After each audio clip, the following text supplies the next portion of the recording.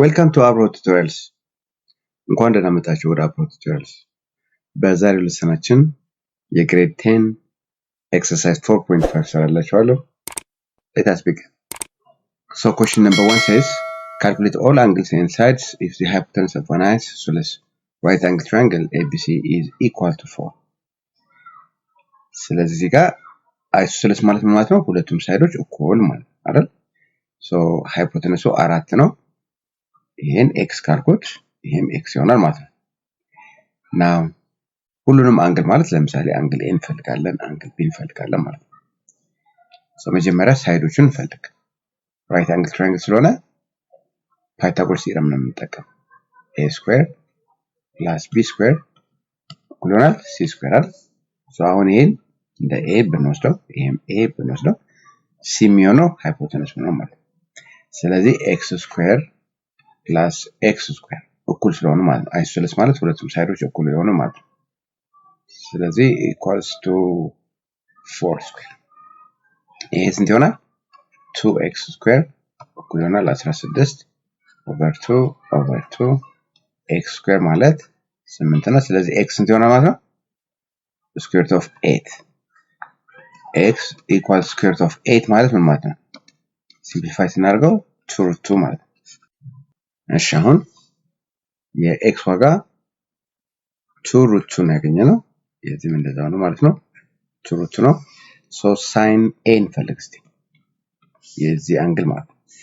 ስለዚህ የዚህ አንግል sin ማለት ኦፖዚት ኦቨር ሃይፖቴነስ ስለሆነ 2 root 2 over 4 so ይሄ ስንት ይሆናል ማለት ነው?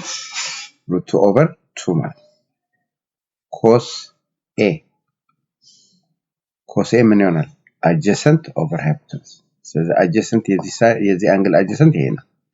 ስለዚህ አሁንም 2 root 2 over 4 ይሄ ስንት ሰጠናል? root 2 over 2 tan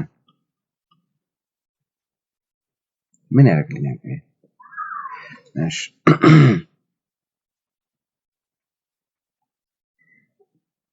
እሺ tan a ማለት opposite over hypotenuse አይደል? ስለዚህ 2 root 2 over 2 root 2 ይሄ አንድ ነው ማለት ነው። ወደዚህ እንምጣና የb ደግሞ እንፈልግ። sin b የዚህኛው ማለት ነው። opposite over hypotenuse ማለት 2 root 2 over 4 ይሄም ስንት ይሆናል ማለት ነው? root 2 over 2 cos b adjacent over hypotenuse ስለዚህ 2 root 2 over 4 ነው። ያው ይሄም root 2 over 2 tan b opposite over hypotenuse ስለሆነ 2 root 2 over 2 root 2 ያው ይሄ አንድ ነው ማለት ነው። therefore አሁን አንግል a ስንት ነው ማለት ነው? አንግል a እኩል ይሆናል አንግል b 45 ነው የሚሆነው ማለት ነው። Okay, so number 2 says Ali wants to find the exact length of the shadow cast of a 50-meter lamppost when the angle of elevation of the sun is 60 degrees.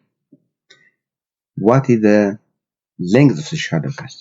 ስለዚህ እዚህ ጋር አሁን በዚህ ምክንያት የሚፈጠረው ሻዶው ነው አሁን የተጠየቅነው። እዚህ ጋር ያው ይሄ 90 ዲግሪ ነው። ስለዚህ የኤክስን ዋጋ ለማግኘት ምንድነው የምናደርገው? ኮስ መጠቀም ትችላላችሁ ከፈለጋችሁ ደግሞ ምን መጠቀም ትችላላችሁ? ታን መጠቀም ትችላላችሁ። ስለዚህ ኮስ 30 ኮስ 60 ማለት ምን ማለት ነው? ኮስ ማለት adjacent over hypotenuse ማለት ነው። ስለዚህ ታን ነው የምንጠቀመው። ታን ማለት tan 60 ማለት ምን ማለት ነው? የዚህ tan ማለት opposite over hypotenuse ማለት ስለሆነ 15 over x ይሆናል ማለት ነው። tan 60 ማለት ምን ማለት ነው? ቫልዩ ማወቅ አለባችሁ። so sin 60 root 3 over 2 ነው። cos 60 1 over 2 ነው። tan 60 ማለት ደግሞ root 3 ነው ማለት ነው። ስለዚህ ይሄ root 3 ስለሆነ root 3 እኩል ይሆናል እንዴት ነው ያወቅኩት? ታን ማለት ምን ማለት ነው? በሌላ አነጋገር ታን ማለት ሳይን ቴታ ኦቨር ኮስ ቴታ ማለት ነው። ስለዚህ ታን 60 ከተባላችሁ ሳይን ስንት ነው? √3 ኦቨር 2 ነው ኦቨር ኮስ 60 ደግሞ ስንት ነው? 1 ኦቨር 2። ይሄ በዚህ ይጣፋል። ስለዚህ √3 ይሆናል ማለት ነው። √3 equals 15 over x ስንት ይሆናል ማለት ነው? 15 over √3። ያው ይሄን ራሽናላይዝ ማድረግ ትችላላችሁ ከፈለጋችሁ።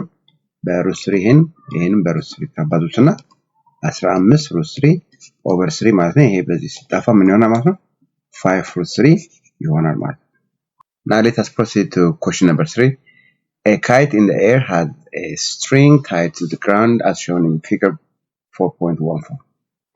If the length of the string is 100 meters, then find the height of the kite above the ground. So that's the h ነው የተጠየቃችሁት ማለት ነው። When the string is taut and its inclination is 30 degree to the horizontal. ስለዚህ ይሄም አሁን degree of inclination ተሰጥቷቸዋል 30 ዲግሪ ማለት ነው። length of the string ተሰጥቷቸዋል። ስለዚህ height-ን ይጠየቅ ነው። so height ለማግኘት አሁን እዚህ ጋር degree of inclination 60 ስለሆነ sin 30 ብንወስድ opposite over hypotenuse ስለሆነ የhን ዋጋ በቀላሉ ማግኘት ይችላል ማለት ነው አይደል? ስለዚህ ይሄ ስንት ነው? sin 30 ማለት half ነው። እኩል ይሆናል h over 100። ስለዚህ ይሄ ሲካፈል ስንት ይሆናል? የh ዋጋ 50 ሜትር ይሆናል ማለት ነው። That's all I have for today. See you in the next video.